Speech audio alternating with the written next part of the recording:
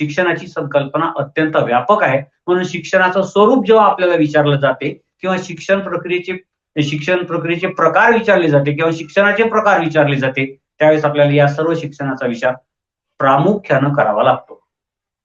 एक गोष्ट आणखी लक्षात घेण्यासाठी आहे का शिक्षण प्रक्रिया ही कुठल्याही एका बंद कोठडीत किंवा एखाद्या बंद पुस्तकात आपल्याला बंद करता येत नाही.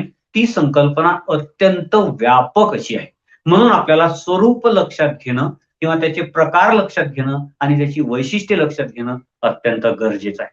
मला असं वाटतं का व्याख्यान सुरू असताना जर तुम्ही रनिंग नोट्स घेतल्या तर तुम्हाला ते जास्त चांगल्या पद्धतीने समजू शकेल. जिथं समजलं नसेल तिथं तुम्ही रिवाइंड करून तुम्ही परत ती पाहू शकता. ओके, तर आजच्या तासामध्ये आपण सुरुवात करताना सर्वात पहिल्यांदा व्हॉट इज मीन बाय औपचारिक शिक्षण. आता यामध्ये बऱ्याचदा तुमचं त्याचं इंग्रजीतलं नाव आणि मराठीतलं नाव यामध्ये बऱ्याचदा कन्फ्युजन होते.